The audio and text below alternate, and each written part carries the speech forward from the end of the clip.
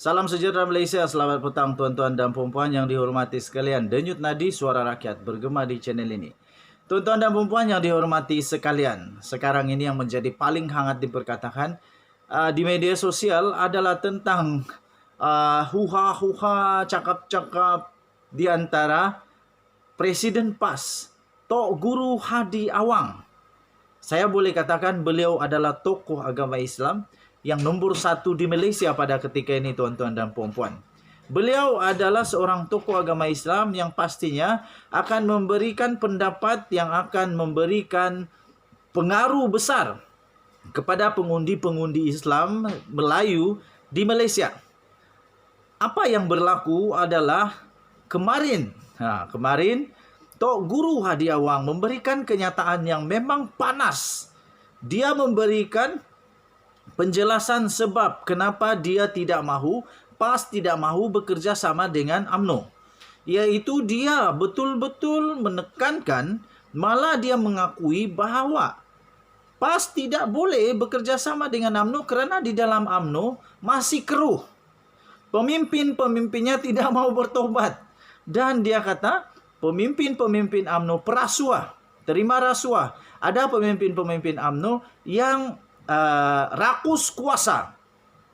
Ini pasti akan membuat banyak pengundi terkesan. Mana tidaknya? Siapa yang tidak akan terpengaruh dengan kata-kata ahli agama nombor 1 di Malaysia? Pada pendapat saya, tuan-tuan dan puan-puan, ini memang agak ditunggu oleh ramai musuh-musuh politik Zahid Hamidi, musuh-musuh politik UMNO. Kenyataan ini akan mengubah banyak perkara, terutama bagi mereka yang betul-betul percaya apa yang dinyatakan oleh Tok Guru Hadi Awang. Tetapi sangat sukar untuk tidak dapat percayai kerana beliau adalah seorang tokoh agama. Dan takkanlah seorang tokoh agama mau buat cerita yang pelik-pelik, tak betul pula, betul tak? Dan apa yang terjadi hari ini, Zahid Hamidi mengeluarkan satu kenyataan bahawa dia kecewa, dan dia juga mengeluarkan kenyataan yang bagi saya, pendapat saya baca artikel itu berbaur satu peringatan, dan mungkin ada juga ugutan lembut. Malah Zahid Hamidi berkata, kalau dia mau, dia boleh saja mengaibkan Presiden PAS itu. Tetapi kerana dia berakhlak, dia simpan itu dan tidak mahu untuk mengaibkan.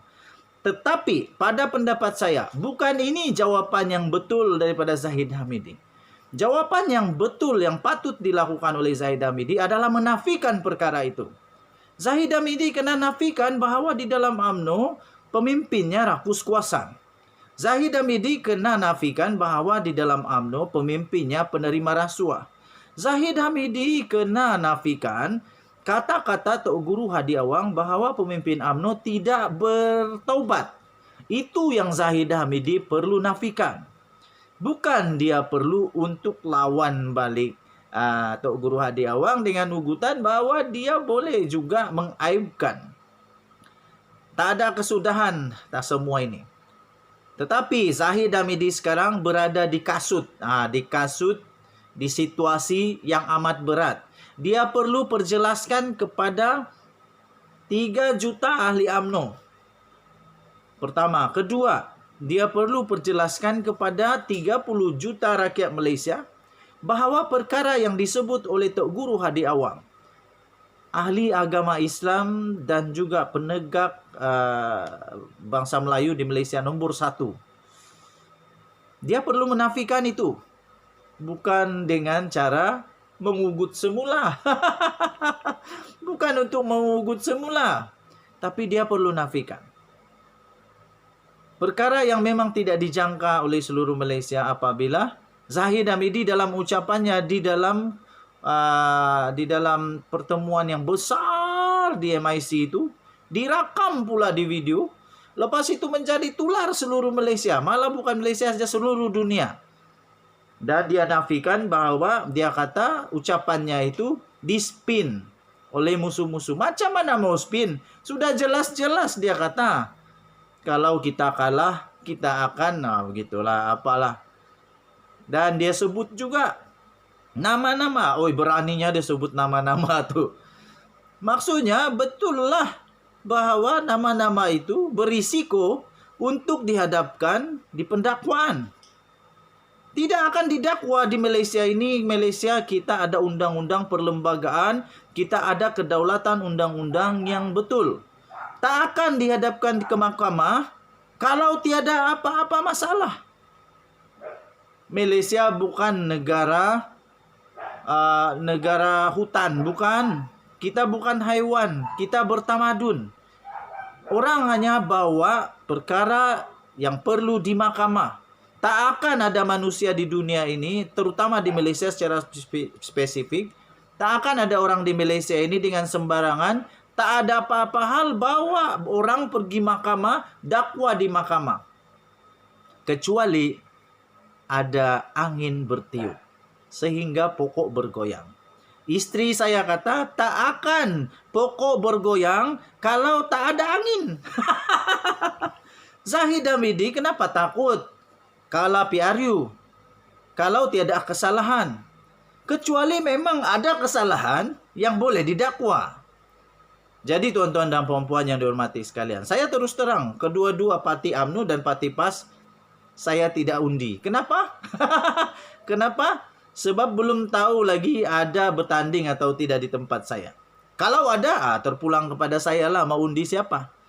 PAS kah? UMNO kah?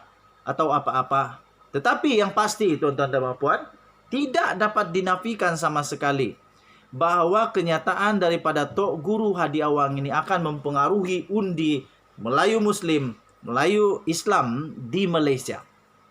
Ini betul-betul panas. Jadi, Zahid Hamidi kena nafikan perkara itu. Jangan ugut balik, nafikan. Nafikan bahwa di dalam UMNO tidak ada itu. Tapi macam mana mau nafi? Benda tu memang sudah ada, cuma seorang sudah masuk penjara lah. Banduan Najib Razak sudah di penjara 12 tahun, 210 juta. Paling best lagi bonus, buy one free one. Suami masuk penjara, istri pun masuk penjara. Terbaik. Belum lagi banduan, bakal banduan. Rosma Mansur, lagi parah. 10 tahun penjara, 10 tahun penjara, 970 juta denda. Macam mana mau cari, aku pun dah tahu. Oke, apa pendapat kamu? Sila komen. Denyut Nadi, suara rakyat terus bergema di channel ini. Minta maaf saya tidak banyak video hari ini, sebab saya sibuk. Kita jumpa lagi. Kita, jaga keluarga, cintai keluarga, jaga anak-anak, jaga istri dengan baik.